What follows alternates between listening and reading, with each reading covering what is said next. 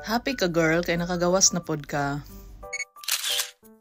Kumpas ug laag kay dili pa kay init, papunta pa lang tayo sa exciting part. Grabe ka init jud diri pag summer, almost 60 degrees jud ang kainit diri at tanan nga kasingit-singitan nimo sington jud.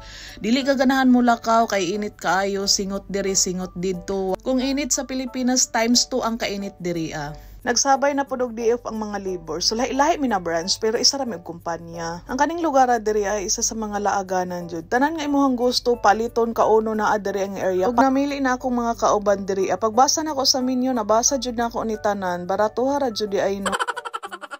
Nag-abot jud ang mga labor diri. Ang kani ako ang madam, nakaapas jud siya. Madam na ko ni siya sa Pilipinas. Unya pag-abot diri ani sunod gyapon siya sa ako char lang. I-enjoy sa namo ang weather diri ang dili pa kay init. Kani hapit na jud ang summer. Mag-antos mi anig ka init diri nga 7 months. Mubo ang summer diri mubo ang winter kaysa summer.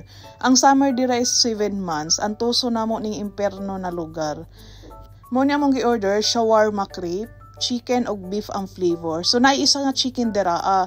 Testingan lang jud namo, tilawan namo kung asa ang lami, beef ba or chicken.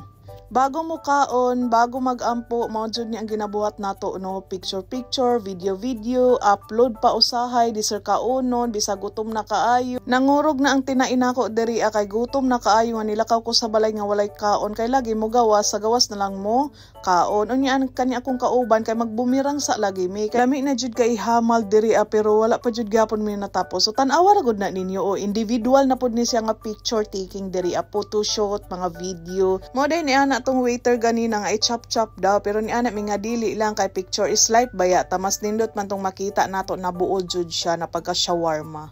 Pagkaon ako ng shawarma nakatawa ko kay nasulod jud ako ang naong sa kadako anim. Pareho ra og lami ang chicken, lami pud ang beef pero mas lami ko. Hoy, dili. Sa tanan ako natilawan na shawarma, kani ang pinakalami, shawarma crepe. Katong ordinary magud nga shawarma, gibalot lang siya og tortilla bread. Humana mo og pangaon nilayat na pud mi diri sa Little Manila. Makakita gani tag salamino, manalamin jud ta mo tanaw sa atong lawas, sa atong naong kung napay mga bulingit. Restaurant hopping sa ami diri. Do kapila na mi nakaadto diri kay last time manggod ang venue nila Leslie ug Michael sa ilang kasal is diri. Nindot kay diri, nindot ang DJ, nindot ang ambience, ang mga effects sa lights, ang DJ, unya mga buotan pud kay mga staff diri Mapansin ninyo na wala pa'y tao kay sayo pamanggod kay ni alas 6 pa ni sa gabi. Ang namanggod tao nasa alas 8 onward or alas 10. Ini occasion mo dawat ni sila, pwede ninyo rintahan ang tibok na restaurant. Ug napod sila exclusive na room nga kanang mga 20 plus ra mo or 30. Ikaduha nga mo ang giadtuan, isa ra ni silang building, season 19. So diri ako nag-birthday, sobra jud kalami ang pagkaon diri grabe. Ang ikatulo is ang Pinoy restaurant. Ang mga tag-iyaan is mga Pilipino, pero naa sila mga partner na mga Kuwaitis. Kay bawal man diri ang magnegosyo na wala kay partner, mao na ang role sa ilahang gobyerno. Filipino restaurant halos din na building, mao nga gitawag na Little Manila. Pag humana mo og restaurant hopping, mga tumi dito asa mo ang friend, kay bisitahon na mo siya, kay namatay manggod iyang papa. So, i-comfort lang na mo siya kadali. Pag human, mauli ra dayon mi. Pagsulod na mo sa lobby sa building na Ingipoy, anana pod salamin, walang katapusan na pagsalamin sa mga babae. Nya na-amis mi ani elevator nila no, kay gold ang sulod. Nya mo istorya pa jud na ilahang elevator kung unsa na ka na floor. Ground floor. Siya voice. Gusto ko ato sa metro na bago. Naanami sa ilahang flat og nisugat ni mga hinayhay diri sa amoa. Ang akong kauban mura jud siya gikan nila agno nga nasirad-an unya nalakan.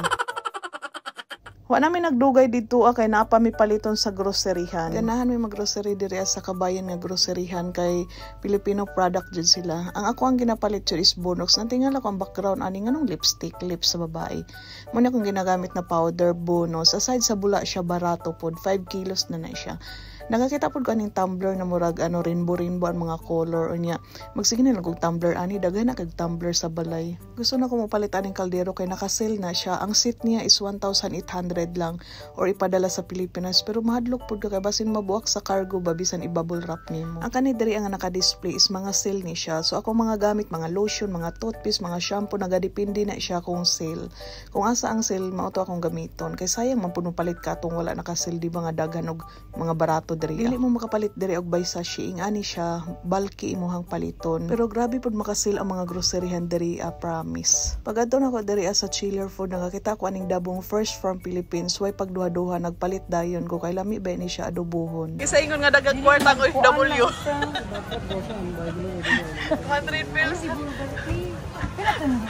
Mag-decline ni. Pila man na? Kung ni budget, 1KD lang po. 1KD lang. Pila man na 1KD? 100 Ay, mali na ka. Mali ang pin. Mali ang pin. Mga sa tagadali sa holiday inn. Sagay na pag... Imo namin gina-kuan sa imo ang bala. Uy, kajutra kay tuloy. Humana may naggrocery, naglaag, nagkaon, manguli nami. Doon ra jud mo ang balay sa laaganan. 5 minutes away lang. Thank you for watching. Sa susunod na pod. Bye-bye.